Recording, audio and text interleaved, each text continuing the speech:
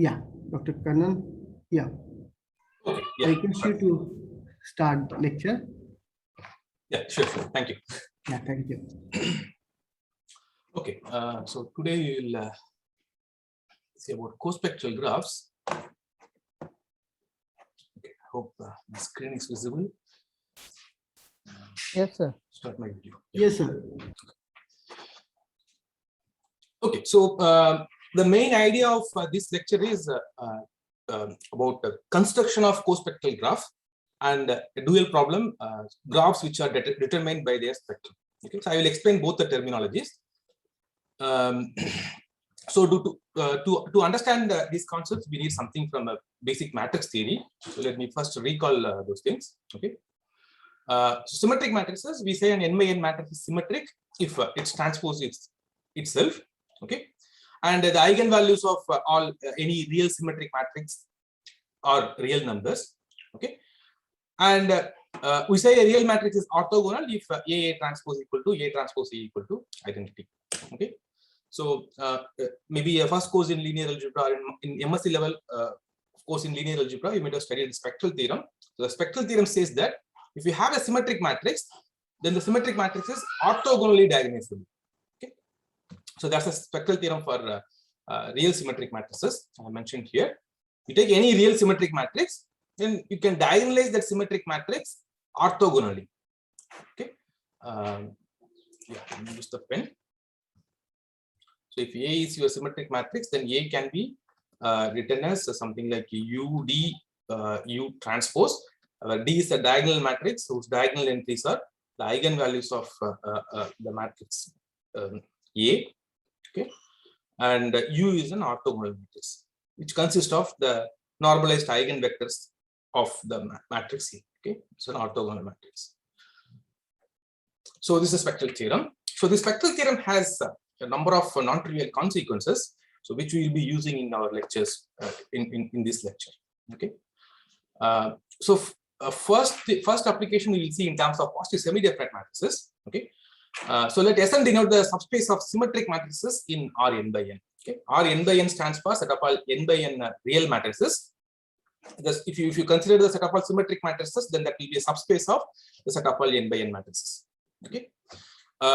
So if you take a symmetric matrix A, then we say the symmetric matrix is positive semi-definite if this quadratic form is non-negative. So this definition we have discussed yesterday. Okay. So let us see some equivalent conditions for positive semi-definiteness. Okay. So we will use a couple of properties in the upcoming lecture, but it's good to know all these properties. Okay. So you take any, I think it should be. Let us work with symmetric matrices. Okay, no need of Sn by n. Okay, the symmetric matrix. Then the following. Okay, there is 6 conditions are equal. One is A is PSD. All the eigenvalues of A are non-negative. Okay, and all the principal minors of A are non-negative. Okay, you can find a square root of this matrix A. That is, you can find out a matrix C such that A is C times C square. Okay. In fact, something more can be done. So you can find a lower triangular matrix such that A is given by A equal to LL transpose. Okay. And if the rank of your matrix is K, then you will be able to find out a n by K real matrix, which is not a square matrix. Actually, A can be written as A equal to BB transpose. Okay, so all these things are applications of spectral theorem. Just you assume the spectral theorem for symmetric matrices, A equal to UD U transpose. Okay, and everything will follow from this simple expression. Okay, so you can take them to be you can take them as an exercise. Okay, so we will be using this property crucially. The 4th one, it is written here. Okay, actually it should be 6th one. I think I did something in LaTeX, it messed up here. Okay, so so the fourth bullet, whatever I have written here, this property we will be using. Okay, do you have any question on this slide? So this I think most of you should know. So yes, these conditions are equivalent conditions, no? Equivalent, yeah. The following are equivalent. But that means if you assume C, shall we say B? No. Yes, if the principal minors of A are they are non-negative for a symmetric matrix, then all the eigenvalues should be non-negative. So principal minors means Principal minors, yesterday I explained. You take yeah. a square matrix. Okay. You take some number of rows. Okay. Okay. Let us call them as I1, I2, I3, Oh. and so on.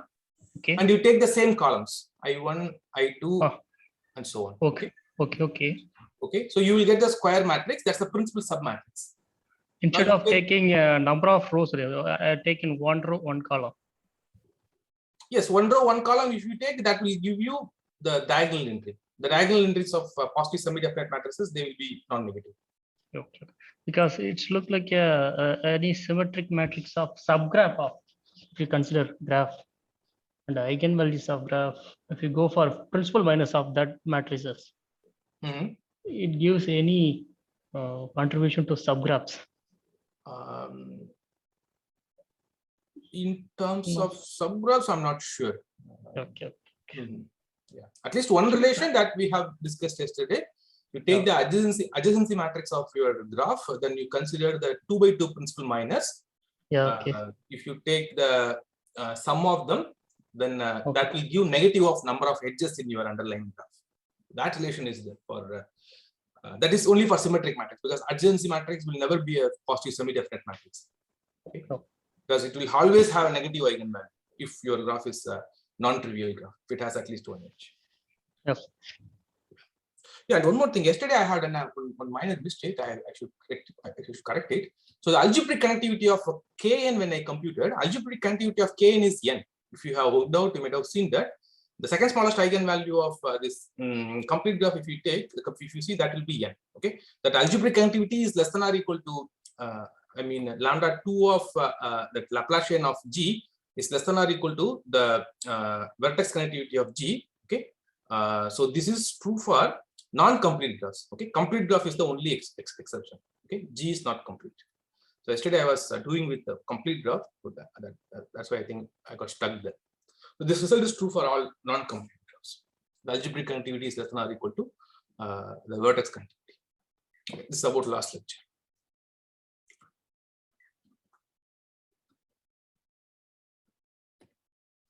Okay, so using spectral theorem, you can prove something called interlacing theorems. Okay, variational characterization for eigenvalues. So one of the very first thing is the Reeds-Rayleigh theorem or Rayleigh-Ritz theorem. For the symmetric matrix, all the eigenvalues can be, or they have some nice formula in terms of this quadratic form X transpose AX. Okay, so if A is in symmetric matrix, then the smallest eigenvalue is given by, you just consider this quantity. Okay, sometimes this is also called Rayleigh-Ritz quotient. Okay, RR quotient. So you consider this quotient over all non-zero vectors. Okay, then you will get if you minimize if you consider this minimization problem, then the solution will be the smallest eigenvalue. If you maximize this quantity over all x, then you will get the largest eigenvalue. Okay, so these are all two particular cases of much more stronger theorem. Okay, that's called Courant-Fisher theorem. Okay, so Rayleigh-Ritz theorem is for the smallest and the largest eigenvalue. Courant-Fisher theorem is true for any eigenvalue. Okay, of symmetric matrix. Okay, the setup is same. You take a symmetric matrix. Okay, and this lambda 1, lambda 2 up to lambda n are the eigenvalues of A. Okay, then if you want to compute the kth eigenvalue, you have to optimize, or you have to optimize or minimize, or you have to do this min-max business for this quantity X transpose AX by X transpose X, where now this X runs over these subspaces. Okay, so what are the subspaces? So first you take an you consider all k dimensional subspaces. Okay, so you collect all the k dimensional subspaces. Okay, and for each fixed k dimensional subspace, yes, okay, you first compute this maximum quantity.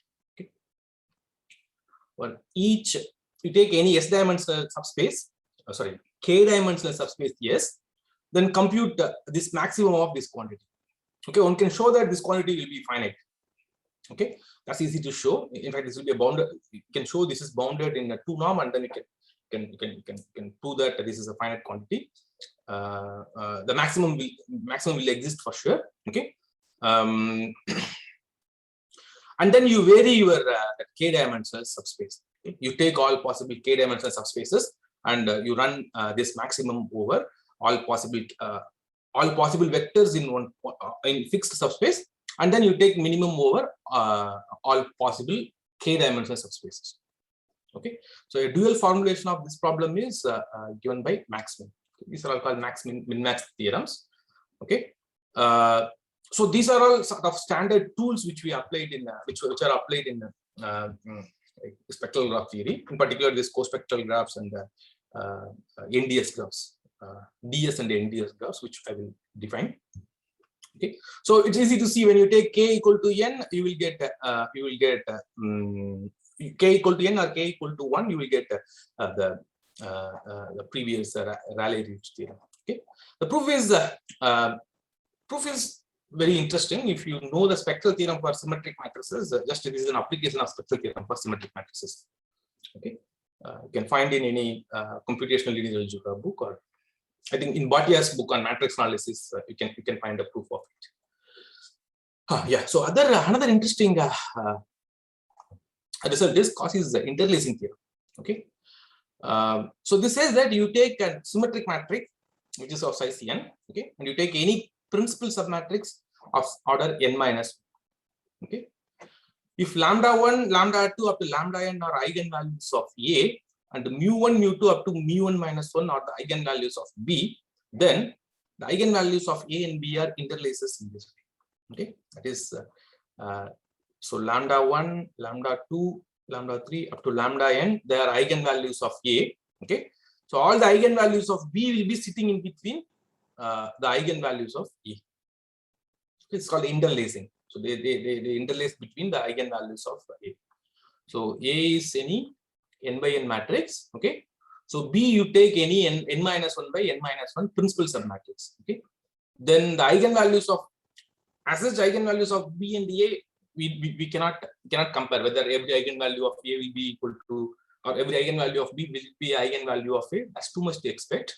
But in case of symmetric matrices, we have this nice interlacing property. Okay, this is one of the crucial property I'll be using repeatedly in NDS proofs. Okay, is it clear the statement Cauchy's interlacing theorem? Yes, it's clear. Yes. Great. So there is a general version of Cauchy's interlacing theorem.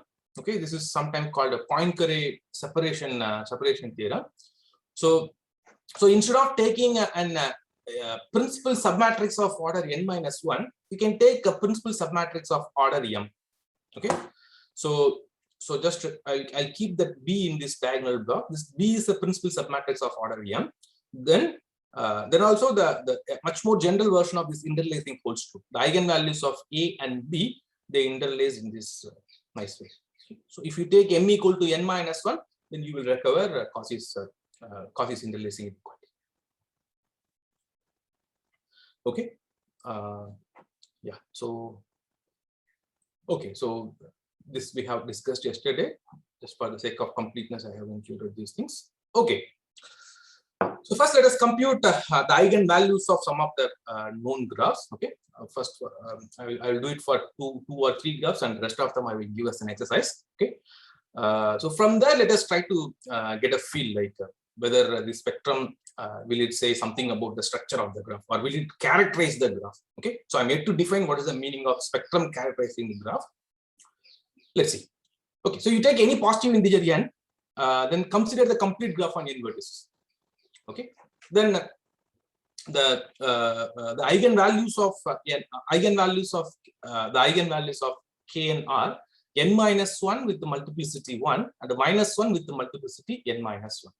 Okay, so I will give a proof of it. So A of kn, so A stands for the adjacency matrix. A of kn, if you see, this is of the form all the diagonal entries are equal to 0. Okay, all the off diagonal entries are equal to 1. Okay, So this can be written as, or this is equal to, you can write down J minus I. Okay, so where J is the matrix whose all entries are equal to 1. It's an n by n matrix. You can take all entries are equal to 1. So for this J, one can easily compute all the eigenvalues. Okay, so J, it's having row sum equal to n. Okay, so each row sum is equal to n. So E is an eigenvector. So E stands for all ones vector.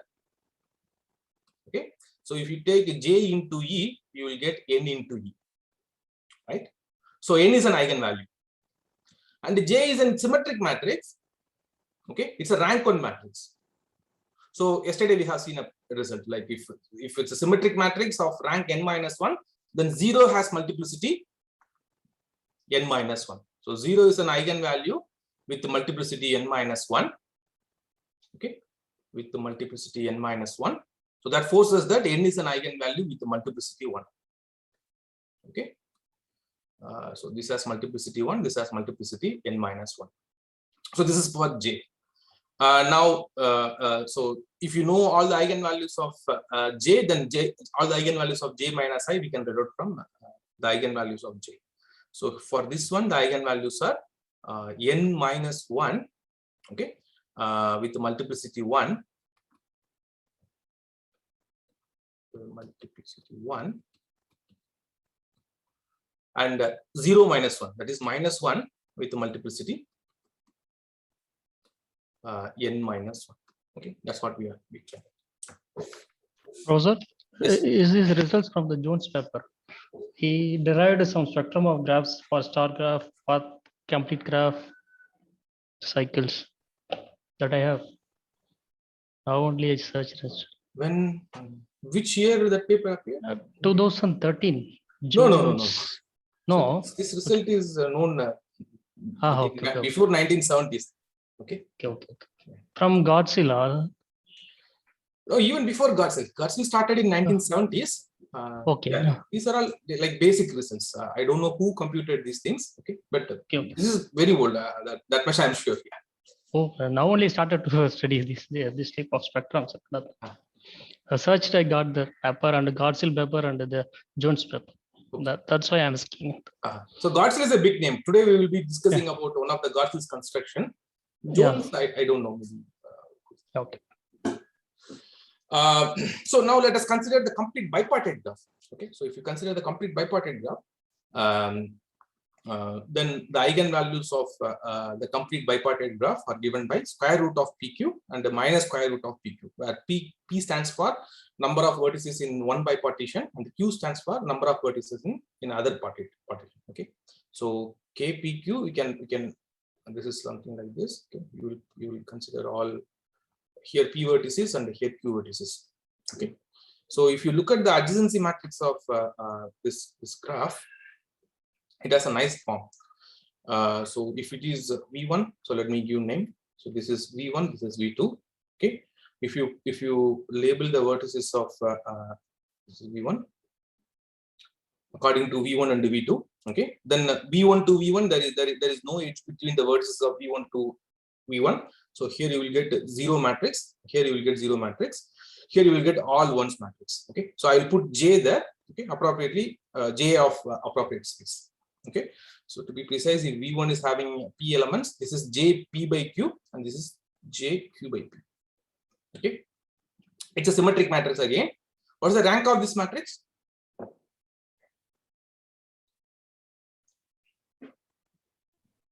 What is the rank of J P by Q? All ones matrix. 1. That has rank 1. Okay, so that means that this entire the first block. Let me use some fancy color. Yeah, so this whole block, if you see, all the rows are basically the same. So rank of this block, if you take the first 2 blocks, that rank will be equal to 1. And corresponding to this block, if you apply the same argument, you will get again rank 1. And any row in the second this part will be linearly independent of any row in this block. So rank of this matrix is equal to 2. Okay, great. So rank of a adjacency matrix of KPQ, this is equal to 2. Okay. And also it's a trace zero matrix. It's a symmetric matrix. So it has, if lambda is an eigenvalue, then minus lambda should be an eigenvalue. It is rank 2 matrix. So it has only 2 non-zero eigenvalues. The trace is 0. That means that some of the eigenvalues are equal to 0. So when lambda is an eigenvalue, then minus lambda is also an eigenvalue. Okay. So now only we have to find out what is lambda. So now if you see, yesterday we have seen one interesting property. The number of edges in the given graph, that is same as if you take the if you take the trace of a square. Okay, so let me just write down. So ijth entry of a square contains it will tell you the number of walks of Length 2. Length 2. Number of walks of length 2 From I to J. No? From I to j. Okay, so if I take I equal to j, that is a diagonal entry. So this gives the number of walks of length 2 from the vertex I to itself. That means the number of edges which are incident with this particular vertex. That is same as degree. Right? Number of vertices which are adjacent to this. And if you look at the spectral theorem, one of the application of spectral theorem, if lambda 1 is an eigenvalue of lambda is an eigenvalue of A, then lambda square will be an eigenvalue of A square. Okay. In fact, the entire eigenvalues of A square can be we can get it from the eigenvalues of A. So just square all of them, you will get all the eigenvalues of A square. Okay. If lambda 1, lambda 2 up to lambda n are the eigenvalues of A, then lambda 1 square, lambda 2 square, and lambda n square are the eigenvalues of A square. Okay. So this can be for even any arbitrary polynomial or something more can be said. Like whenever you can define a function on the eigenvalues of the given matrix A. Okay. Then whenever you define a function f of A, okay, or you can define the notion of f of A using whenever you have a function on this eigenvalues of A, for all those functions you can define what is f of A. It's called, I think, a spectral mapping theorem. Okay. Yeah. So we want only a very particular case. Lambda 1 square, lambda 2 square, and lambda n square are the eigenvalues of A square. Okay. So trace of A square, if you want to see, sum all the eigenvalues. So lambda 1 square plus lambda 2 square and so on plus lambda n square. Okay. So in this notation, trace of A square, sum of the degrees. Okay. Sum of the degrees of it. So now now we are going to combine all these results to conclude whenever what is lambda and what is minus lambda. Okay, so how many edges are here in this graph KPQ?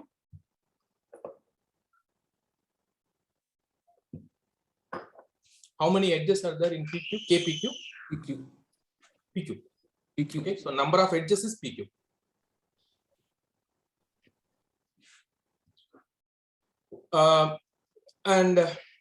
Yeah,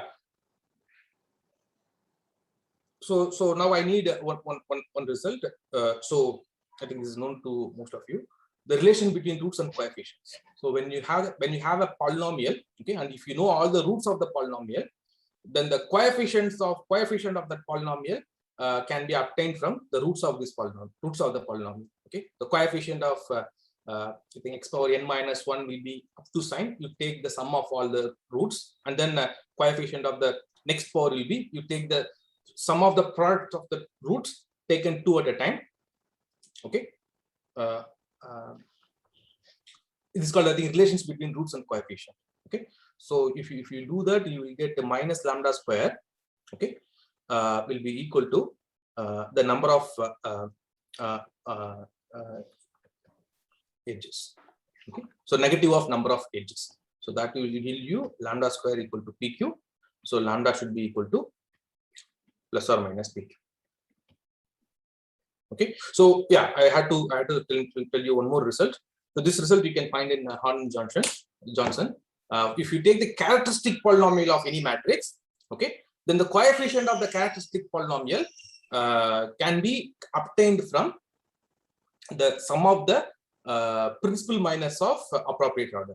Okay, so that is if your characteristic polynomial is given by x power n plus a1 x power n minus 1, a2 x power n minus 2, and so on, plus an, if it is equal to, if it is your characteristic equation, okay, then this ai's has a nice relation in terms of the principal minus of your given matrix. Okay, if this is your characteristic polynomial, okay, a minus lambda I, okay, the determinant, if you take if a minus xi, okay, is given by then ai is given by sum of all principal minus of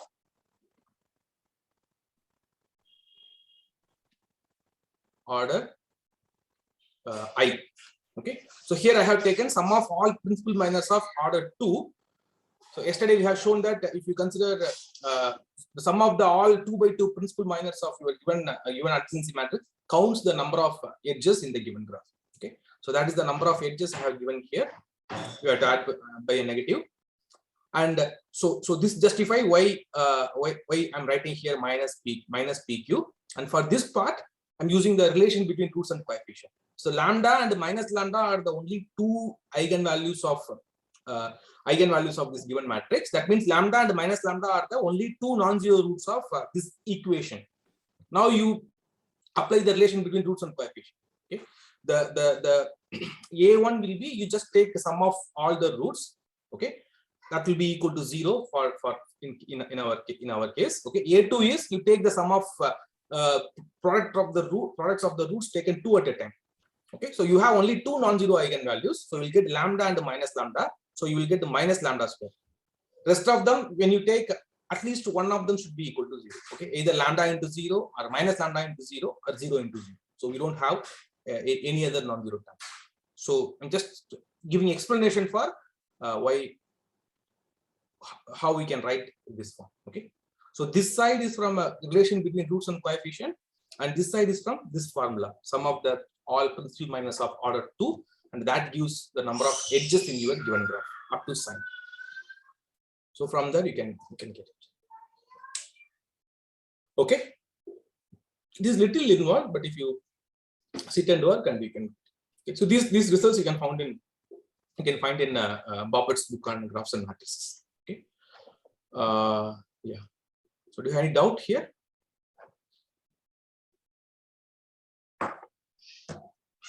Okay, so maybe I will just project the slides at one stretch. By similar type of techniques, or you can use some matrix techniques to compute all the eigenvalues of the cycle graph and all the eigenvalues of path graph. Okay, all the eigenvalues of cycles are given by 2 cos 2 pi by 2 pi k by n. K varies from 1 to n, and all the eigenvalues of Pn are given by 2 cos pi k by n plus 1. Okay, this proof is you can take it as an exercise. Okay, so if you have any problem, you can refer to Boppert's book. It is there. Okay. Okay, so now the main question is suppose, yes.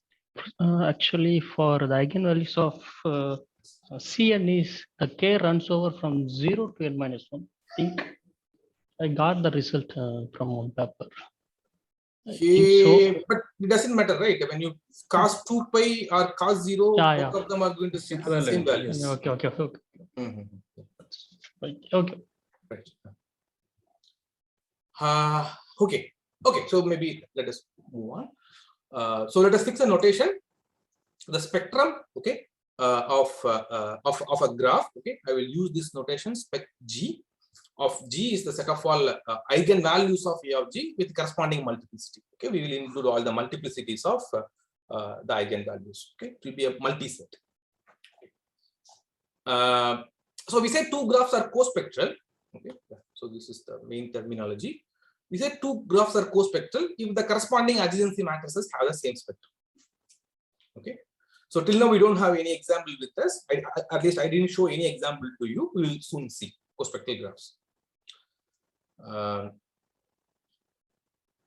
So this is one of the main questions. Can you characterize all the graphs determined by their spectrum? That means, suppose if I give you if I give you a graph with its spectrum, okay, can you show that this is the only graph it will have this as a spectrum? There is no other graph up to isomorphism. It will have the given eigenvalues as eigenvalues of the new graph. Okay, so that is one of the major problems. This will Also, actually, there is a graph, the non-isomorphic with spectrum are equal. There are graphs. Okay. I will show you the examples. But there is no characterization. Yeah. The characterization is an open problem. It is. Oh, okay. It is not a. Okay. Yeah. Great. So now let us see. So this. So here we will formalize the problem. What is the meaning of? What is the meaning of? Can we characterize the graph which are determined by the spectrum? Okay. So we say a graph G is determined by its spectrum. Okay, in short, we will call this as DS graph, okay, determined by its spectrum. If you take any graph which is co-spectral to it, okay, then the graph should be isomorphic to the graph G. Okay, I repeat, you take a graph G, you compute its spectrum. Okay, so if any other graph which is also having this same set as a spectrum, then this graph should be isomorphic to G. Okay, so you don't have any other choice. So given this spectrum, only this graph up to isomorphism will assume this as a spectrum, or will take this as a spectrum. Okay. So otherwise we say that the graph G has a co-spectral mate. So co-spectral mate means we have a non-isomorphic graph, or a graph, let's say H, which is non-isomorphic to G, but still spectrum of G and the spectrum of H are the same. Okay, so those are called co-spectral. So the H is called the co-spectral mate, and in that case we call G is not determined by its spectrum. Okay, so in short we'll call this as NDS. Okay, so the objective of today's talk is I will prove some of the graphs which will be they are determined by the spectrum. Okay, and there are plenty of methods are there to construct the NDS graphs. That means you had for a given graph. Okay, for a graph, if it is NDS, then we have to show somehow I will be able to construct the other graph which is having same spectrum as the graph G. Okay, so there are many methods out there like Seidel switching, Gartzell-McKay switching, and so on. Okay, so I'll be focusing on a recent result of Butler, and which was myself and my student, one of my BTech students did it. Yes. For information, I am working in reconstruction of graphs, that is Ulam's conjecture. That is completely different. Yeah, there is an algebraic version of reconstruction conjecture that is called a polynomial reconstruction problem, which is proposed by Sokovics. That problem is almost equal to the characteristic graphs that are after determined by the spectrum, because still we don't have counterexample for the non-isomorphics for same spectrum. They are working on it. Polynomial reconstruction problem proposed by Sokovics in 1973, I think. The definitions are given by that author Sokovics. That complete graph spectrum, almost equal to that problem characterizing graph for by the spectrum. I think if that problem is settled, it will be the counterexample to that polynomial reconstruction problem. If you are finding the counterexample to polynomial reconstruction problem, it will be settled, I think. Yeah, maybe let me complete this problem. Let me state this problem first. Because reconstruction is one of the main open polynomial reconstruction. I'm not aware of those things. Almost equal. What you are taking is almost equal to. Definitely, it will give a result to that problem. Okay. Yeah, okay. Last 2 days only I am studying that paper. Okay. Yeah. Thank you. I'm not aware of those things. Maybe I'll yeah. Okay. Yeah. So okay. So yeah. So So now we have two definitions with us. Yeah, I was talking about construction of co-spectral graphs. So Godsell and McKay and Cedar switching, they are well-known constructions of co-spectral graphs, which are known in the literature. And there is one more operation given by Godsell and McKay that was kind of obscure in the literature. Many people don't know that. Recently, it is proved much before this Godsell-McKay switching what people are studying now. So in 1978, Godsell and McKay, they have given a construction of a co-spectral graph using a partition tensor product. Okay, so recently we are able to unify some of the recent results in terms of partition tensor product. So I will give that in the end. Okay, so the idea is we will see some graphs which are determined by their spectrum, and for the second part we will see how to construct co-spectral, of course, non-isomorphic graphs. Okay, so this is the rough idea of what we will do. Okay, so let us go to some history. The Shewang in 1970s, he proved that almost all trees are NDS. Okay, that means none of the trees are determined by their spectrum.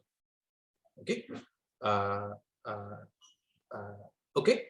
So later, this is reason Van Dam and Heimers both are kind of very big shots in this field. I think in 2001 or 2 they have written a paper which graphs are determined by their spectrum. A survey paper, you can see that. So in that paper they have mentioned this fact. Okay, so let me tell coherently. So almost all trees are not determined by their spectrum. Now the question is, if I replace these trees by arbitrary graphs, what can you say? Okay, so no one knows like what is the answer to that. Even till today, we don't know what is the answer. So Van Dam and Heimers, when they wrote the survey in 2000, I think 1 or 2, so that problem was open. So they had a hunch like almost all graphs should be DS. Okay, means almost all graphs should be determined by their spectrum. That's the hunch they had, but they didn't make there as a conjecture in that paper. So they were mentioned this. Then I have taken simply copied from their paper. If you had to bet, then it would be for almost all graphs are DS. So later Heimers in 2015. So there is a paper, I think it appeared in some notices of South African Mathematical Society. So in that paper, he conjectured that like almost all graphs are DS. I think in one of the ILAS meeting also, International Linear Algebra Society meeting also, he proposed that conjecture. This conjecture is still open. Yeah. So now you should ask me one question, at least one question. So one terminology, what I said here, I'm not explaining properly. I'm just hand waving. Any question?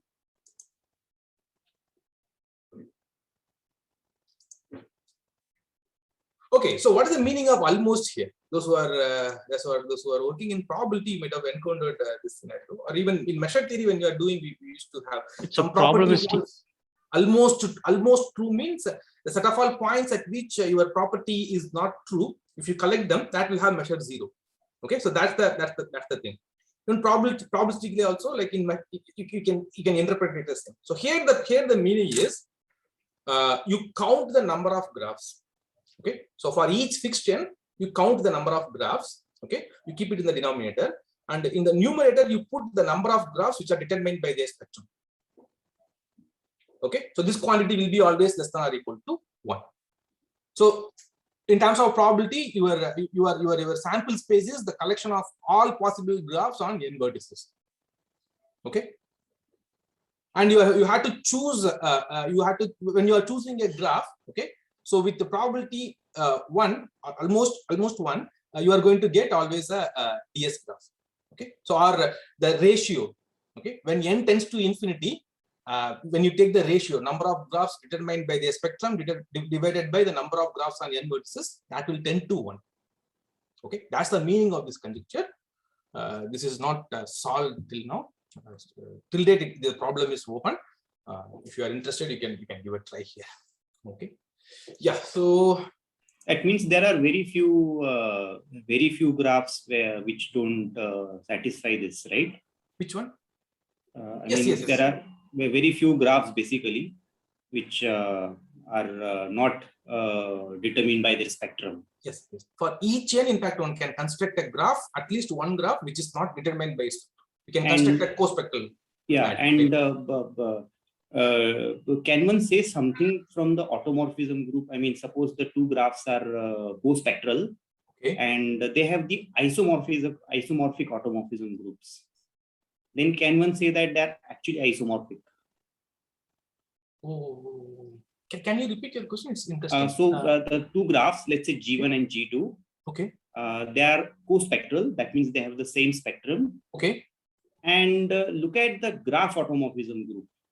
Okay, for both the graphs. Okay. Yeah, right. So odd G1 and odd G2. Okay. Right. So these groups are suppose isomorphic. Then probably you can show that G1 is isomorphic to G2. I mean, I'm just wondering if that is true. Yeah, I'm not sure. If I understood your question, you take co-spectral graphs and consider their automorphism groups. If Yes. if the automorphism groups are also isomorphic, can you conclude G1 and G2, G and Yes. H are isomorphic? Yes. No, I professor. don't know. If automorphism or isomorphic, we cannot conclude graphs are isomorphic. He's having this I- co-spectrality condition also. So that Yeah. is- Yes, So yes, you yes. also have the spectral, co-spectral condition. Because there is a counterexample for the automorphism group. We don't have a non-isomorphic. We have a non-isomorphic graphs. When that's I'm studying true, yeah. the That's true. But then you also have you want the Co-spectral. spectrums to be same, right? You want the spectrums to be same. Yeah. So Yeah, but I was just wondering. Anyway. Okay. Before assuming the spectrum is same, we can consider for automorphism group. Then it may be true. Okay, something is there, but I'm not sure. I'm not sure whether this problem has been considered or not. But it is known that almost all graphs have trivial automorphism group. So we say a graph is automorphic. If we say a graph is asymmetric, if it is not. So basically, yeah, Ganesh, you are algebra. So this is like when you take a graph and automorphism just measures how well your algebraic object is symmetric. Right. So how well your graph is symmetric, that's going to come captured in terms of the automorphism. So the automorphism group, if it is trivial, then we call the graphs as asymmetric graphs. There is no symmetry in your graph. So I think it is proved that almost all graphs are asymmetric. So this result I remember. It is there in Gotzel and Royal's book. So probably this is false. Yeah. So probably this is maybe. Yeah, I'm not sure. Yeah. Okay. Yeah. Thank you. Nice question. Great. Yeah. Okay. So let us move on. Okay. So first example, what is the meaning of first example? This is a first example of co-spectral non-isomorphic graph. So this is also called a Salter plus. So it's called a Salter something. Okay, you can check that meaning. Check the spelling in note. So it's a graph on 5 vertices. One is C4 union or C4 plus, I think some authors use plus, and this graph, star graph on 5 vertices. So this is star graph on 5 vertices. This is C4 union K4. Okay, so K1. So these two graphs are co-spectral. The eigenvalues are 2 with the algebraic multiplicity 1 and 0 with the algebraic multiplicity 3. This is the standard notation. So if I write something on the top with the square bracket, that stands for the multiplicity. Okay. So 2 with the multiplicity 1 and minus 2 with the multiplicity 1, 0 with the multiplicity 3. So these are all the eigenvalues of both these graphs S5 and C4 union K1. Okay. So obviously they are not isomorphic. Okay. Since the number of components are different, so they are not isomorphic. So this is the kind of first non-isomorphic co-spectral graphs. Okay, so the notion of co-spectral graph arises from some chemical applications. People in the early 50s were thinking all graphs will be determined by their spectrum. Okay, but later counterexamples has been found. I think in a paper by Kolash and Sinkovic, I think in 1957, they have constructed even non-isomorphic co-spectral trees in their paper. And this example is due to Savitkovich. He gave this example in 1971. Okay, so so just this is like, we are not working in some empty environment, so we have some non-trivial examples here. Okay, so yeah. So before proving some of the graphs which are determined by its spectrum, let us observe what are all the combinatorial informations about the underlying graph which we can infer from the spectrum of the adjacency matrix. Okay. So first thing is, it's kind of trivial. The number of vertices on the given graph can be inferred from the spectrum of the adjacency matrix. How to do that? How to get it? Because when the spectrum is given, you know how many elements are there in the spectrum. The cardinality of the set, you just look at it, that is nothing but the number of vertices in your given graph. Okay, so that's a trivial observation. So number of vertices in the given graph can be read out from the spectrum of the adjacency matrix. Okay. The second property is the number of edges. Okay, so again, this is also can be observed from the spectrum. So the argument I already gave. The reason is a square. The diagonal entries of a square will give you the degrees. Okay, so when you take the sum of the degrees, you will get twice the number of edges, right? So, but this sum of this di square, so that is also, that is summation I square. Okay, I equal to 1 to n. But this quantity do admit an equivalent representation, that is lambda 1 square up to lambda n square. You take the eigenvalues, square them, and sum them. Okay. If lambda 1, lambda 2 up to lambda n are the eigenvalues of A, then lambda 1 square and lambda 1 square, lambda 2 square up to lambda n square are the eigenvalues of A square. Okay, so trace of A square is the sum of the eigenvalues of A square. Okay, so you will get this quantity. So that means if you know the spectrum, you just take square of all the elements of the spectrum, sum them, divide by 2, you will get the number of edges. Okay, so I'm trying to explain what are all the like the properties of the graph which we can derive from the spectrum of the graph. Okay, the number of closed walks of any fixed length. You see, I'm just saying number of closed walks. I'm not saying about anything about the nature of the closed walks. Only the number of closed walks of any fixed length. Can any one of you give me an argument? Just one line argument.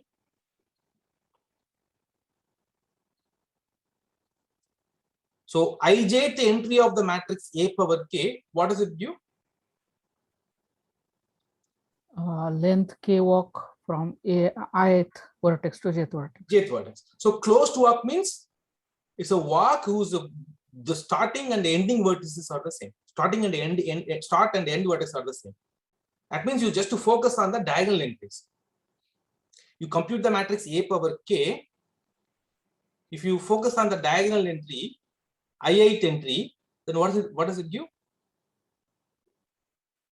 It gives the number of walks of length k, whose both the starting and ending vertex is starting and end vertex is I. Okay, so if you just take the sum of all these things, then you will get number of closed walks of any fixed length. That means number of closed walks of length k.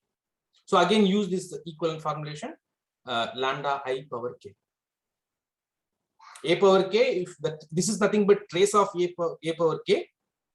Okay, and this is equivalent way of writing trace of a power k. Okay, so if you know, if lambda 1, lambda 2 up to lambda k are the eigenvalues of lambda 1, lambda 2 up to lambda n are the eigenvalues of A, then just raise the power k and sum them, you will get number of closed walks in sitting inside your graph. Okay, is it clear? Any doubt? Clear? Okay, so the next property is whether G is bipartite or not. How? So from the third property, you can just immediately say the fourth property. Contains odd cycle or not? It contains odd cycle or not. Okay, so if you look at the third property, then we can find a closed walk of length odd. Closed odd walk, if you compute, then you can you show something about the cycle? Not at all. Not at all. It's not a cycle. Text may be repetitions.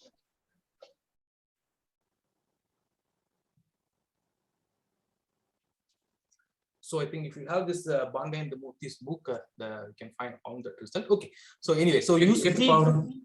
Get the power of A sorry, in the diagonal entries. you are not audible properly.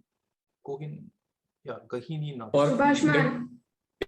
get the power of A and then take diagonal entries. You mean odd powers you consider? Yes, odd powers. Yes, yes. So all odd powers you consider, then if lambda1 up to lambda n are the eigenvalues, then consider all the odd powers and sum them. Okay, for each fixed odd power, you sum them, you should get 0. Okay, so using this property also, you can give a proof of the statement that whenever G is bipartite, whenever lambda is an eigenvalue, minus lambda is also an eigenvalue. Because whenever you are taking an odd power, after taking odd power, when you sum them, if it is equal to 0, okay, then that will force that like we have to work out something. Okay, so whenever lambda is an eigenvalue, then minus lambda should be also an eigenvalue. Okay, so this you can just take this as a simple exercise. Okay, then I think it's very clear. You can just verify it. Okay, and the regularity of G's also can be observed from the adjacency matrix. At least for the connected case, I can give you a result, and we can. So all these proofs are there in a paper by Van Dam and Heimers in the 2000. I think, let me tell you proper here. I have that paper. Yeah, this paper appeared in Linear Algebra and Applications in 2003.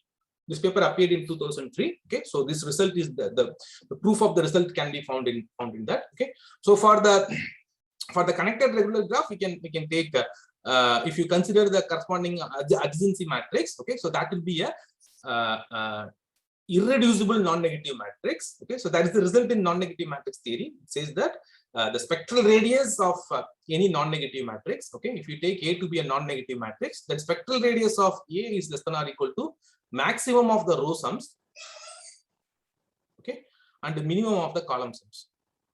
Sorry, minimum of the row sums. That's also correct, but minimum of the column sums, row sums. And further, if I assume A is irreducible, okay, so irreducible is just a terminology in terms of our in our setup. So irreducible means just connected.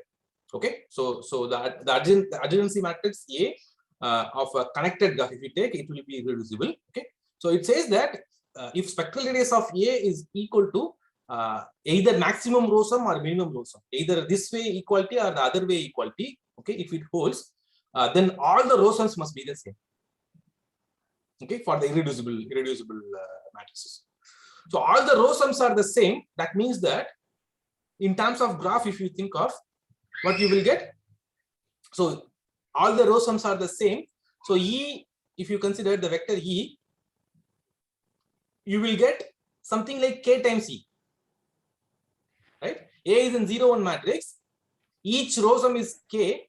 That means that every vertex is adjacent to exactly K vertices. It's a K regular graph, right? The moment E is an eigenvector for the adjacency matrix, that will imply that your graph is a regular graph. What is the role of E? The role of E is just taking the sum of all the rows. Okay, if E is an eigenvector, that means that all the rows are having same row sum, and it's a non-negative matrix.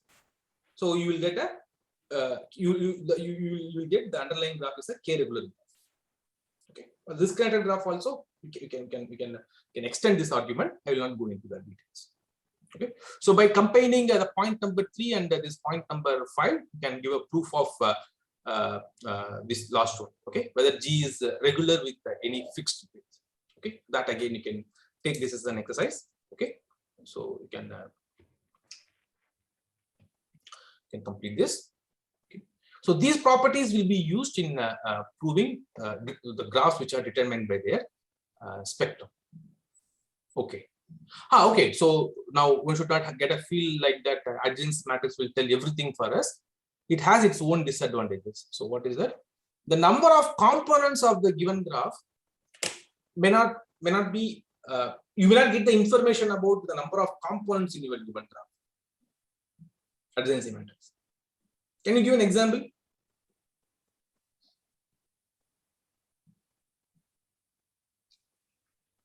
Just assume only what I taught in this lecture. I don't need anything else. See that the Saltaire pair, both the graphs are having same spectrum, but one is having one component, the other one is having two components. Right? So the number of components, we cannot say anything from the spectrum. Okay. Okay. The reason for calling that as a Saltaire pair is just I read from the paper. That's interesting. So if you superimpose these two graphs, okay, so one on the other, so you will get the flag of Scotland. Okay, I think Scotland the flag is called Saltaire. Okay, so that's the reason they are calling that as Saltaire pair. Okay, so and the number of spanning trees. Number of spanning trees also we may not get it from the spectrum of the adjacency matrix. Can you tell me why? Again, the same example in the Saltaire pairs. One is a tree, so it has one spanning tree. Okay, number of spanning trees in that S5, the star graph on 5 vertices, that is 1. On the other hand, the number of spanning trees on the disconnected graph, that's a square with the dot, that is 0. You don't have any spanning tree. Okay, if it has a spanning tree, then the graph must be a connected graph. Okay, it's not connected graph, so spanning trees also you cannot get it from spectrum. So why I'm mentioning these two properties? So our entire discussion, today's discussion is on adjacency matrices. Okay, so one can ask, if I do the same analysis for Laplacian matrices, what will happen? Okay, so using Laplacian matrices, the spectrum of the Laplacian matrices, you can say about the number of components and the number of spanning trees. Okay. So if you remember in the yesterday's lecture, I have told you about the number of components. That means the multiplicity of the eigenvalue 0 will tell you multiplicity of the eigenvalue 0 as an eigenvalue of the Laplacian will tell you the number of components in your given graph. Okay, that means the eigenvalues of Laplacian will tell you about the number of components in the graph. And spanning tree, that's called the celebrated matrix tree theorem or Kirchhoff's law. So as a simple consequence of that matrix tree theorem, one can get a formula for number of spanning trees. Okay, if I remember right, for Laplacian, if you call mu1 up to mu1 or eigenvalues of Laplacian of G, okay, I'll denote it by L of G. So 0 will be always an eigenvalue. So mu1, let us take it to be 0.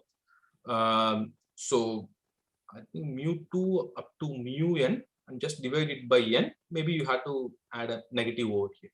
Okay, this will give you the number of spanning trees in terms of Laplacian.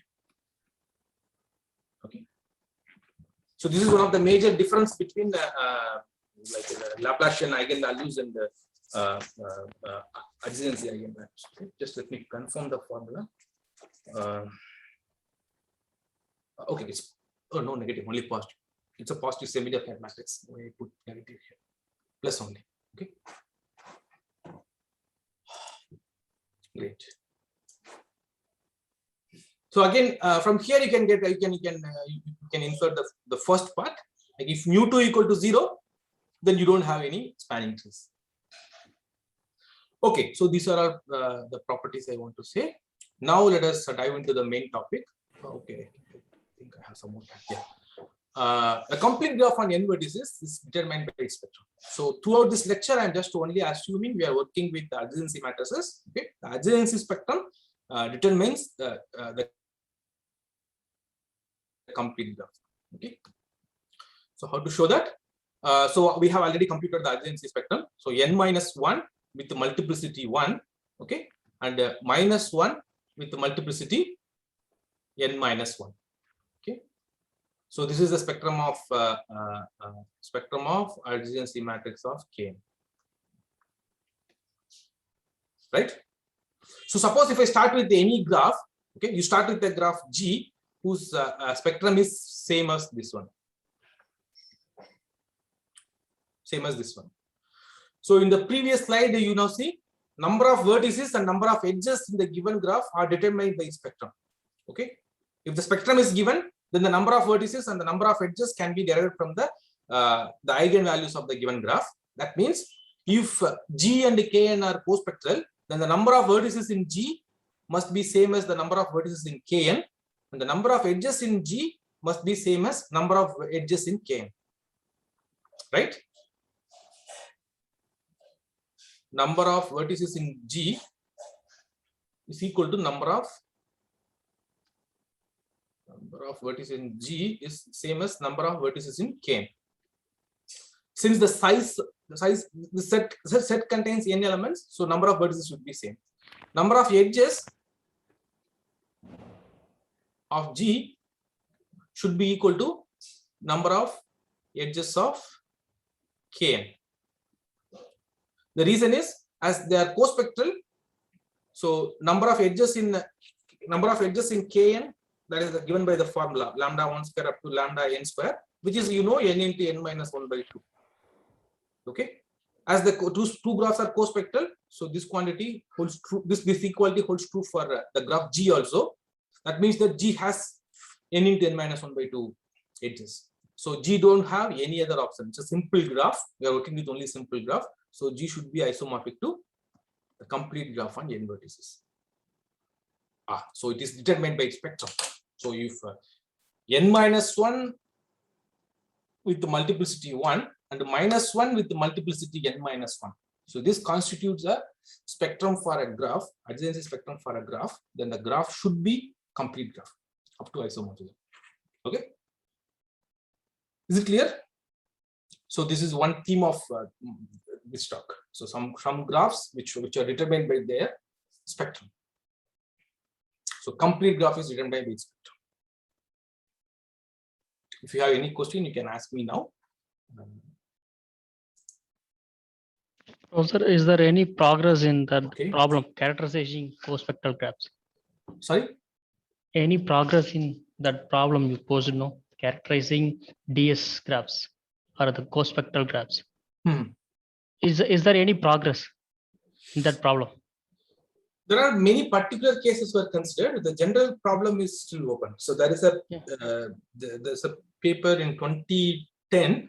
Habers and Van Dam, they again written developments in this conjecture. Okay, so the reference I have put both the papers. I will show you. You can. Is it particularly for disconnected graphs? Is there any characterization? Disconnected graphs? I don't know. I'm not sure. Yeah, okay. Because for your information, again, I insert you the polynomial reconstruction is we have a set of characteristic polynomials. Okay. G is a graph, and we suppose we are given a set of characteristic polynomial which is it's derived from one vertex deleted subgraph. That is, we have n polynomials. Is it able to determine the spectra G from these polynomials? That is the polynomial reconstruction problem. Oh, okay, I understand. Like the graph reconstruction, you remove and take two graphs, remove one vertex from each of the graphs. All these one vertex removed graphs are isomorphic. Yeah. Well, it implies G and H are isomorphic. Isomorphic. Here, likewise, the algebraic version is a polynomial reconstruction. Yeah. Okay. There is a characteristic polynomial for working on this. Actually, they attempt to provide a counterexample for disconnected graphs. Okay. Yeah. Maybe That's why I'm asking. Here, as of my knowledge, this problem is not solved completely. Okay. Yeah. Then we can say this characterizing the co-spectral DS graphs is equal to this polynomial reconstruction problem. That I don't know. Yes, I think. Thank you. Yes. Okay. Okay, so now let us move on to the next class of graphs which are determined by spectrum. So KNN. Okay, so you take the complete bipartite graph with both the ends are having same number of vertices. Okay, so they are determined by their spectrum. Okay. Again, the argument is kind of similar argument you can give.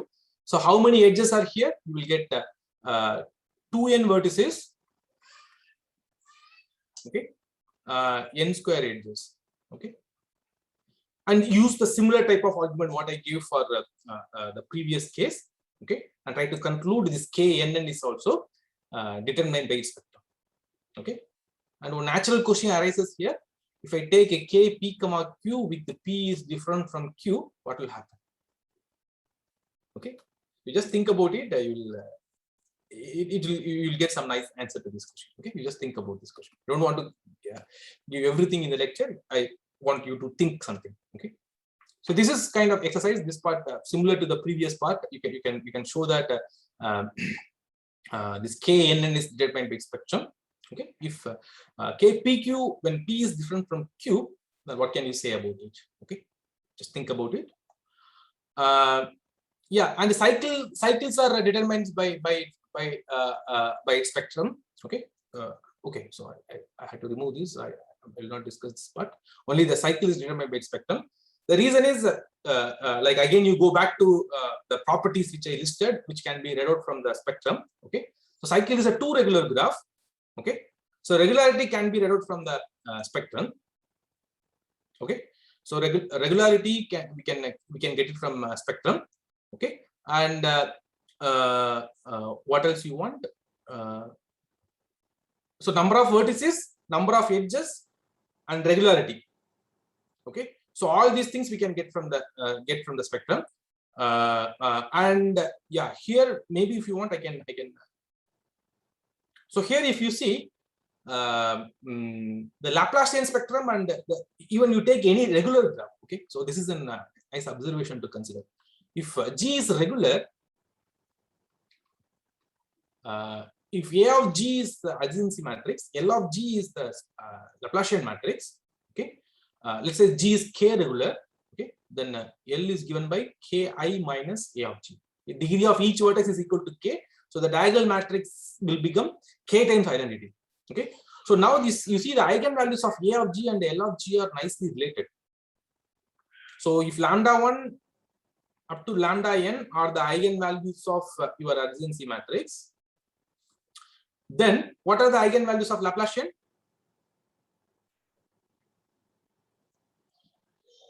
Shifting Ki, taking negative of A of, I think you are muted. Kohini not, yeah.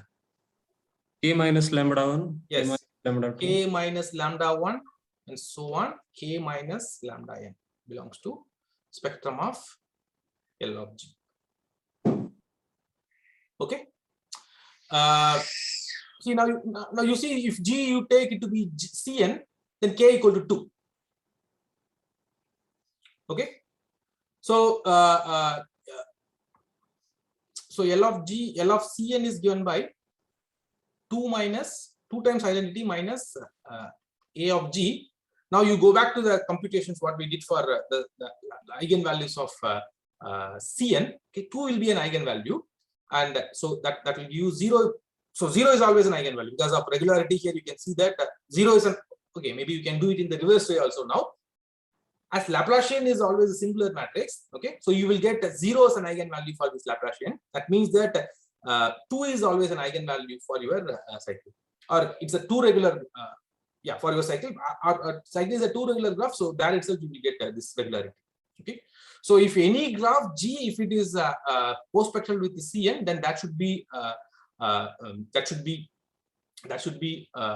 two regular. Now, if I can show it is connected, then I am done. Okay, so connectedness also using the spectrum. Yeah, wait a minute. Okay, so for connectedness, maybe I can use this argument. I think using the adjacency itself, you will be able to show. Nevertheless, here if you focus on this Laplacian corresponding to Cn, so 2 is an eigenvalue of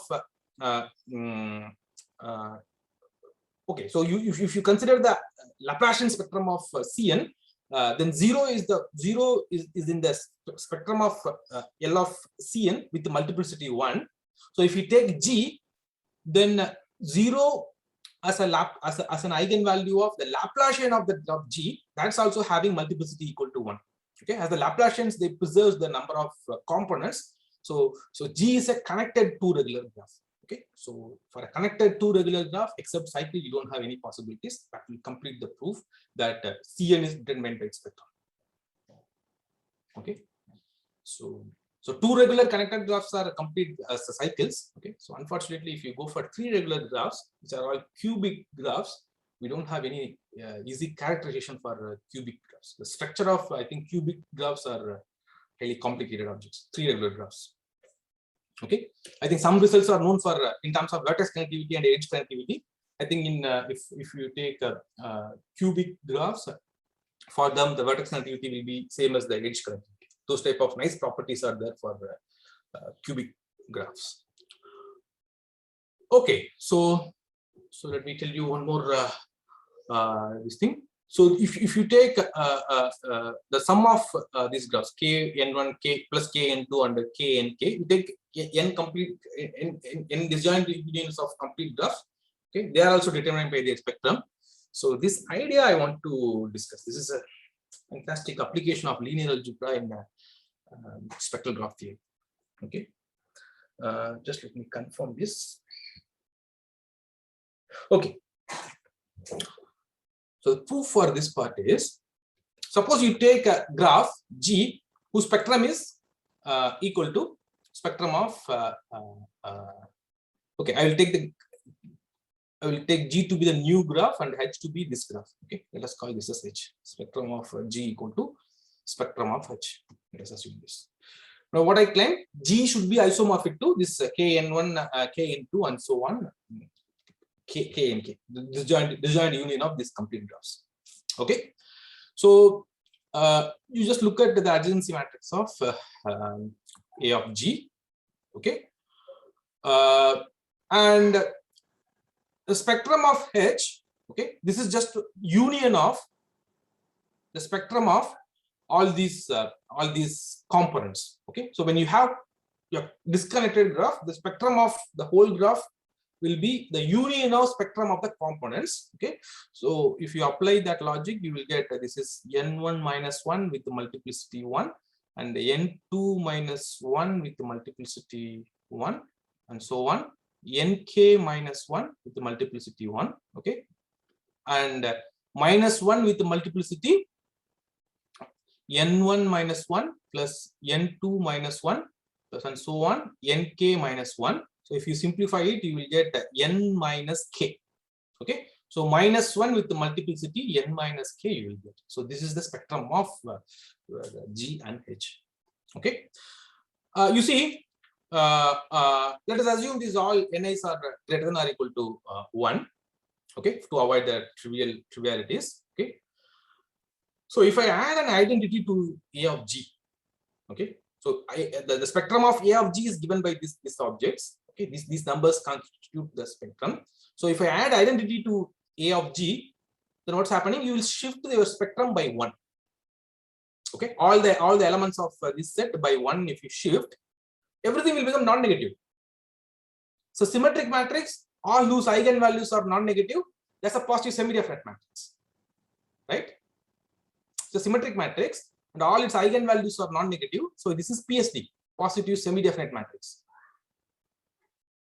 And if you see there is an equivalent condition for positive semi-definite matrices. If it is a rank K matrix, then you can write down that matrix as A equal to BB transpose, where B is an n by K matrix. Okay, so that is same as saying that you can imagine this matrix as a Gram matrix of some collection of vectors Vi, Vj. Okay, where Vi, Vj, the ijth entry of this matrix can be realized as the inner product of Vi with Vj. Okay, so maybe if you want, I can give you an intermediate step which you'll be able to follow easily. So this is same as something like a B transpose, where B is an element of R. So if you take n, or n by K, where K is the rank of your given matrix, K, the rank of the matrix A of G plus I. Okay, this characterization we have given in the beginning. So now, if you just look at this matrix product, this is nothing but you are taking the like inner product of or a scalar product of the rows of your matrix B with the columns. Okay, with the columns of the matrix. That means that so the rows are what is the size of row? So they are, we have n rows and k columns. So each row is a k vector.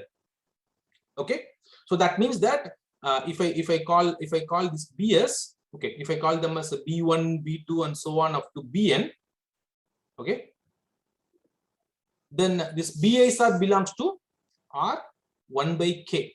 So simply we will call it as this is RK. Okay, so BIs are k vectors.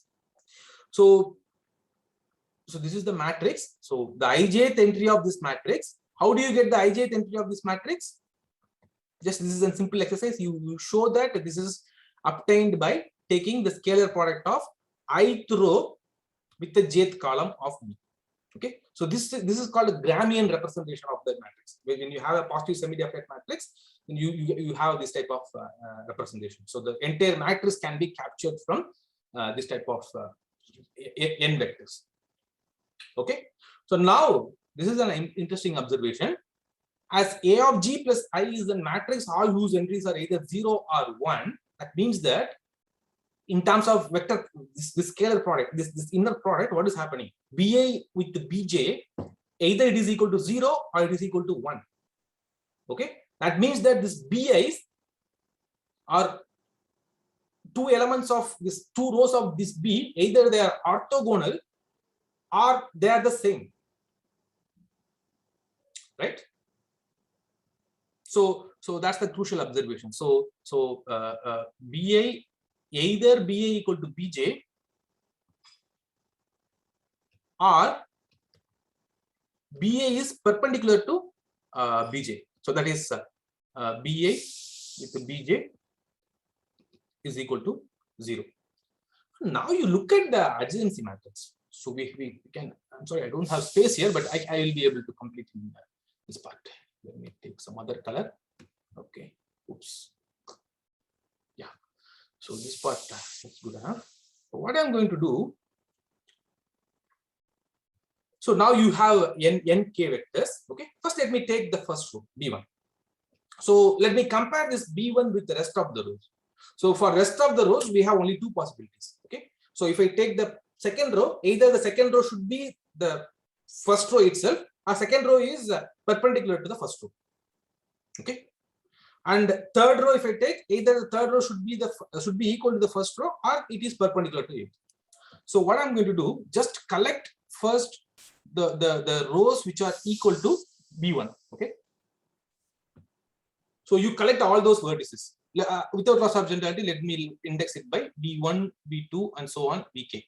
So let us say k rows of the matrix B are same as the first row. Okay, and you look at the second row. By second row, I mean a row which is different from the first row. So you call that as the vertices which are corresponding to that as Vk plus 1 and so on. Okay, so in this way, you can see I'm partitioning my matrix. Okay, such that the vertices inside the same partition they are the same, and the vertices which are sitting in the different blocks, they are perpendicular. Now you see the matrix, how it will look like. So the entries here, they will be all ones. So V1 with the V1, V1 with the V2, thus all VAs are the same. Here you will get J, and here you will get 0, here you will get 0, here you will get 0, here you will get 0. Only in the diagonal block you will get J's. Are we done? A of G plus I, after a suitable relabeling, that is nothing but permutation, you are able to transform the given matrix into this form, right? And if A of G plus I is of this form, you remove the I. That means you will skip all the diagonal entries. You make all the diagonal entries equal to 0. What will be the corresponding graph? So each non-zero block will correspond to a complete graph, right? So that means that you are ending up with getting a complete graph. that completes the proof. Okay, so one of the fantastic proof in spectroscopy. This is just a tip of an iceberg. Highly non-trivial proofs are there. Okay, so this is just to give a feel how things are happening. Okay. Okay, if you have any question, you can ask me now. Oh, sir, here N1 and N2 up to NK are distinct, no? No Or maybe need, equal. you can take them to be same. That's not a problem. There is no Can we restriction. extend similar for Cn plus Cn plus Cn like that? One can think. I don't know. Right now, I'm little hungry. I'm unable to think, but I think it will be. It will be. I think we can think like only it will be the block form you can write. Yeah, it's a good question. One can ask for instead of what's the specialty with the cane? Can you do it with the paths? Can you do it with the CNs and so on? One can think of. I don't know what's the answer. Okay. Yeah. Okay. So, are there other questions before I proceed? I think maybe I'll take 10 more. So, minutes. is there any references which works or which works on matrices over Zn? Say? Okay. So, is there references which works or which handles these matrices, adjacency matrices or distance matrices over some field, finite field? Okay. Yeah. There are some. Yeah, some work is known on finite fields. You mail to me, I will send you the details. I think I don't remember exactly where those things are appeared. Okay, I will try to find out. Yeah. Okay, Just so one comment. Yes. Comment. The graphs which are determined by the spectrum, I mean this complete graph or complete bipartite or cycle, they all seem to have a non-trivial automorphism group. Okay. Yeah, I mean, I just observed that. Yes, you were saying, the most of the graphs. I mean, perhaps that is not true. Also, I mean, if the two graphs they are co-spectral and the automorphism groups are isomorphic. Okay. My earlier question, and then do you? Then are the graphs determined? I mean, are the graphs isomorphic then in that case? But here, these graphs, they are spectrally, they're determined by their spectrum, and they also have non-trivial automorphism group. Yes. Perhaps, perhaps maybe there is something, I'm not sure. Yes. Maybe some relation. Just a comment, yeah. Yeah. Okay. Yeah, thanks. Yeah. Okay. Okay. So now I explained one part of the story. The other part is suppose if it is not NDS. Okay. So when do we say something is NDS? Non-determined by spectrum. Okay. Just I will briefly tell you a couple of constructions. Okay. So I need this notation. Okay. So don't worry. Within 10 minutes I will stop. I have 34 slides. I will not go through over all the slides. Okay. Yeah. So you take the direct sum of you take any two matrices.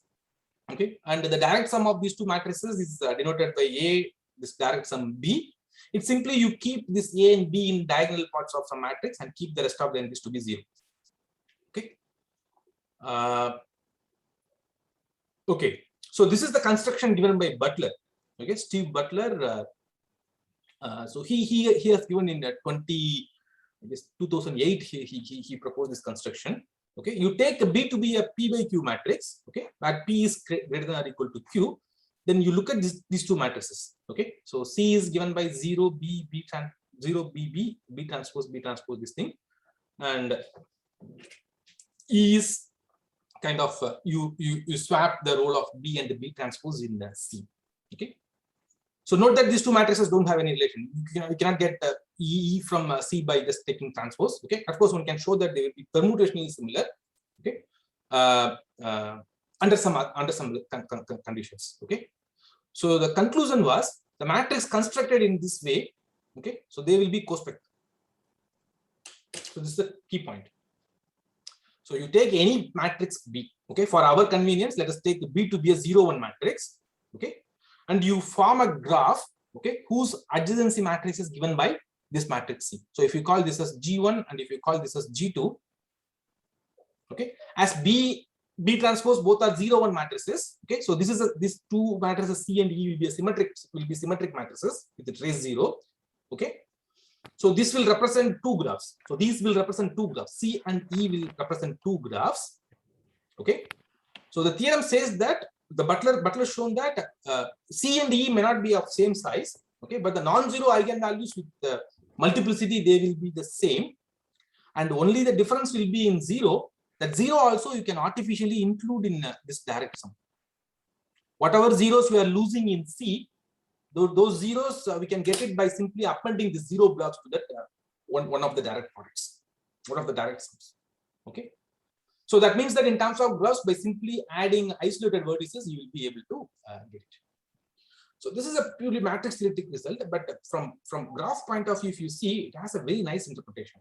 Okay, so you start with the bipartite graph. Okay, so what is the bipartite graph? Let me just highlight it. So if you focus on this part,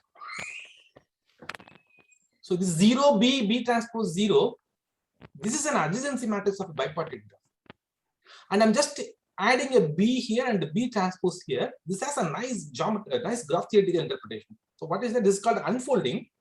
Okay, so I have given a picture, and I will show you. I will show you. So before that, so myself and one of my undergraduate student, he did his thesis.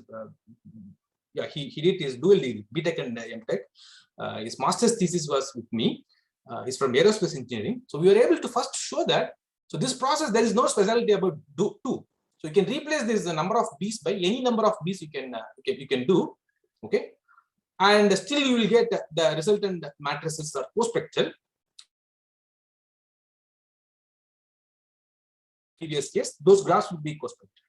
Okay, so here we need some manipulation to manipulation. Okay, so I have given the manipulations. I'm not going to go through the proof. Just you can see that the proof is little easier. Then we were able to play with the identity. So instead of all keeping zeros here, we put some identity matrices over there, and then B and the identity we were just placing inside the matrices in an appropriate way. Even we were using some basic number theory, like depending upon the divisors, we were plugging this B's and I's appropriately. And later the diagonal blocks also, like why should we have to keep 0 there? If I keep adjacency matrix of some graph, what will happen?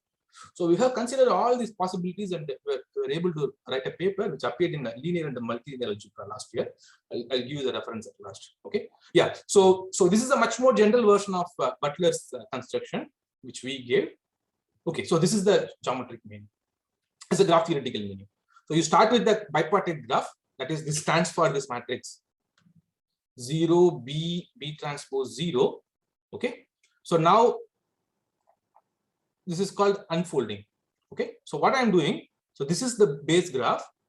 Okay, so adding a B, that means that I'm adding 3 vertices and connecting them with these 2 vertices 4 and 5. Okay, the adjacency relation is given by the adjacency relation of this part.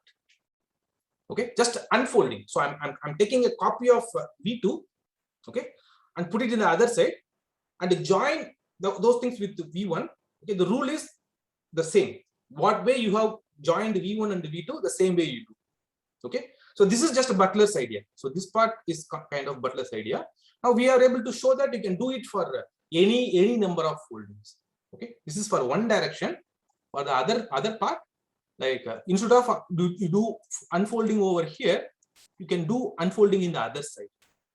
Okay, so the main result says that this unfolding, whatever way, whether you are doing in the upper side or you are doing in the lower side, doesn't matter. You are going to get the matrices corresponding to them. After appropriately appending zeros, you will get co-spectral matrices that will lead to co-spectral graphs. Okay, so we are able to figure out. Butler, he himself gave a sufficient condition. If you choose the matrix B to be such that the maximum row sum of B is different from maximum column sum of B, if you just look at the matrix, it will be clear. If maximum row sum of B is different from maximum column sum of B, then the matrices C and E, whatever we constructed, they will have different maximum row sums. That means you will have a vertex of degree, 2 vertices which are having different degrees.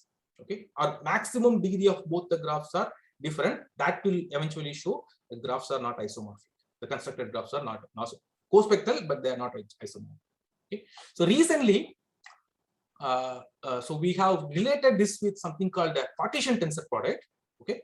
I'll take 2 more minutes. I'll wind up. Okay. So you take 2 matrices A and B. They are in arbitrary square rectangular matrices. The tensor product of these 2 matrices A and B denoted by A tensor B. This is just you keep one matrix. Okay. In each the ijth position. Okay. You keep that ijth entry and you just put the matrix B and then multiply all the entries of the matrix B by the scalar. Okay. So maybe for a simple example, I will give you 1, 1, 2, 3. Let us take this to be our A, and B. If you take 3, 4. So what do I mean by A tensor B?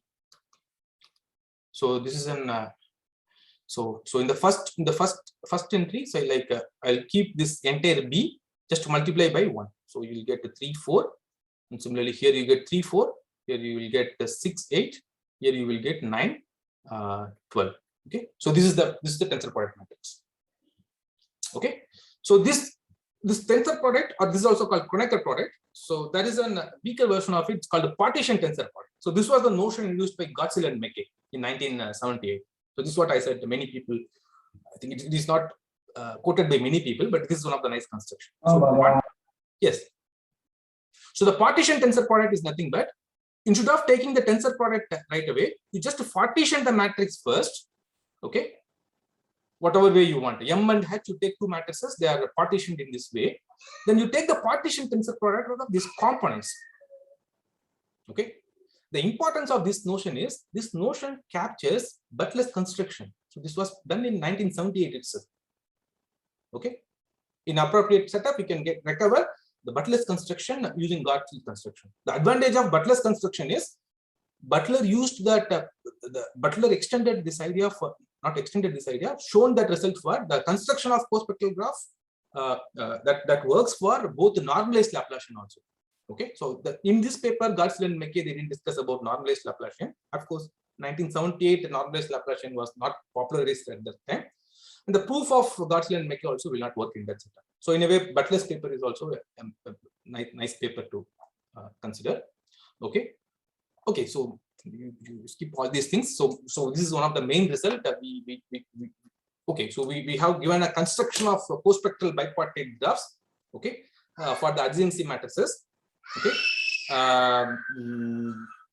yeah. So so that is a kind of a particular case of Gottzel's idea, Gottzel's proof, Gottzel's statement.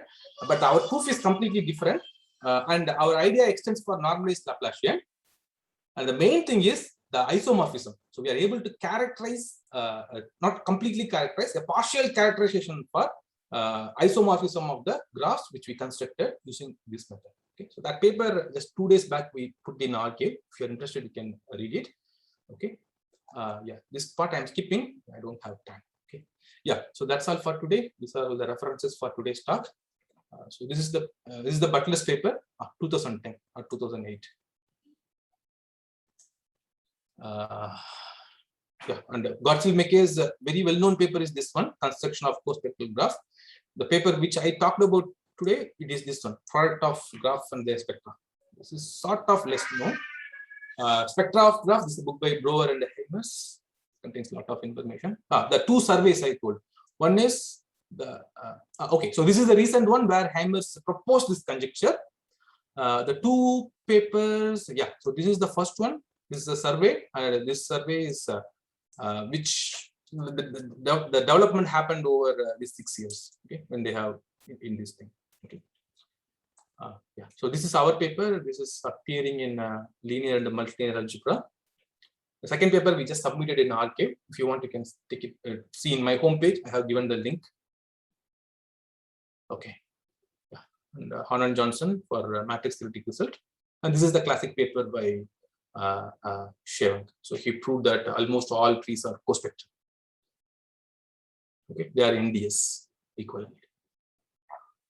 Okay, that's all from my side. If you have any question, you can ask. Okay, I have taken 5 minutes extra. 11:55 started. Yeah.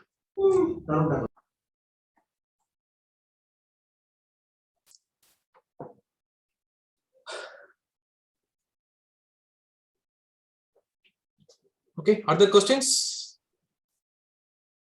I think people are hungry. It's 1:30. Yeah, Yeah. yeah. Is any Can I comment? just say one comment more than I'm Hemant Bhate, though I'm sure. Yes, Professor. Yeah. So there's a general statement that if you have two matrices A and B, A spectrum of A star minus 0 is equal to the spectrum of A star A minus 0. Yes, that's right. Yeah. When you take A and A star and flip them, the spectrum remains the same except at 0. Yes, that's right. Is there any connection with this? I mean, when you're taking that B and B, constructing that B, etc., and saying those two things are, is it possible to write one as A star and the other as A star A? Factorization. In which case, the statement will follow from that statement. You Okay, understand what I'm saying? Yes. So you mean, it looks like that. I can, so in this one you are saying, right, that 0 block when you add. Yeah. So one should be, I expect one should be A star, the other should be A star A for some A. That means you're factorizing this into A star and A star. Then this will follow immediately from that. Yeah, you are right. The idea is right, but here the thing is, it's an adjacency matrix. The moment I can write this as an A star, that will be positive semi-definite. But adjacency matrices will not be positive semi-definite. Okay, then for positive semi-definite things, adjacency matrices are never positive definite, semi-definite. Yes. Is that right? Yes. Except for the trivial case. If you take that empty graph or null graph, all entries are 0. Other than that, if your graph has at least one edge, then it should be, it is not positive definite, positive semi-definite even. I see. Yes. Because the trace is 0. When you have a positive eigenvalue, you should have a negative eigenvalue. Okay. So that's why that is not applicable here. This is some kind of, okay. Yeah, thank you for the question. Okay. I'm eager to see your talk. I want to learn this Igara-Zeta functions. Yeah, I'll attend your talk. Okay.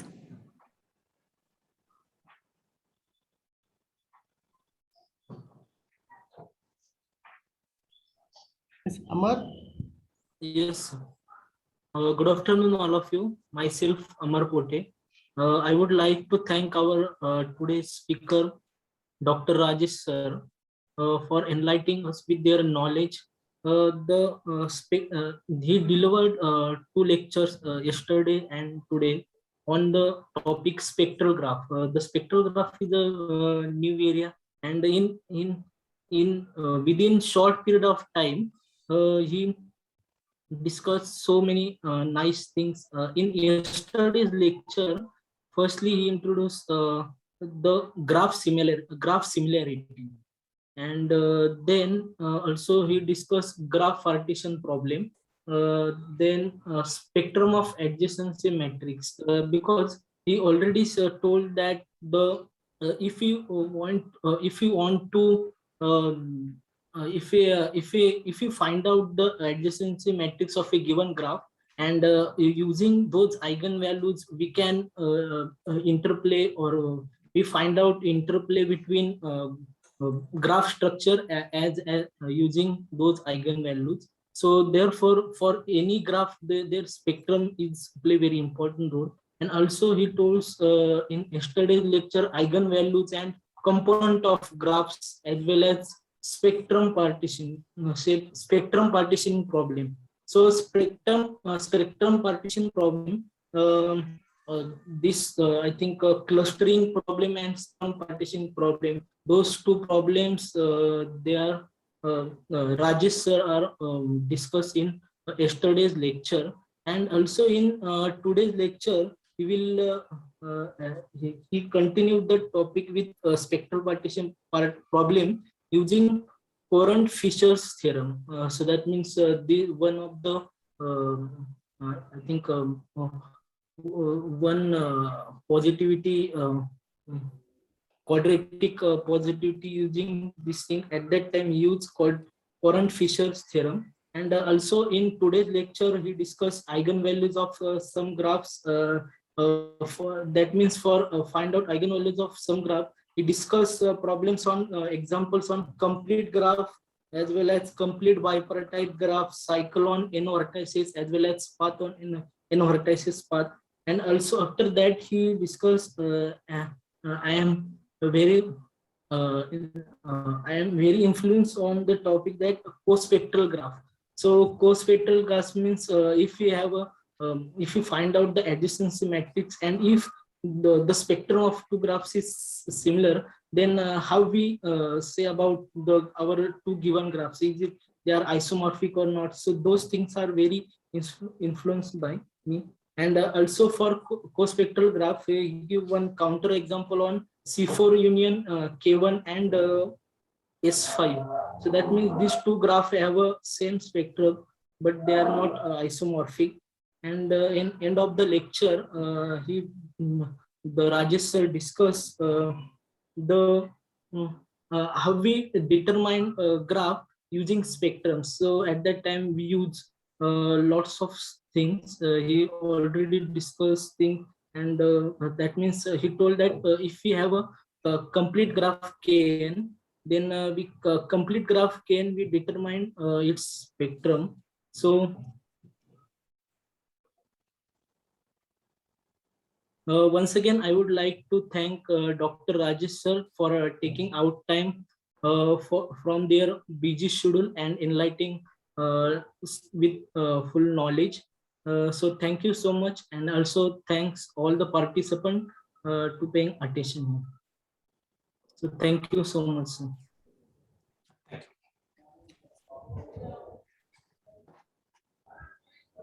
Yeah. Thank you, sir. Yeah, thank you. Thank you for Thank you.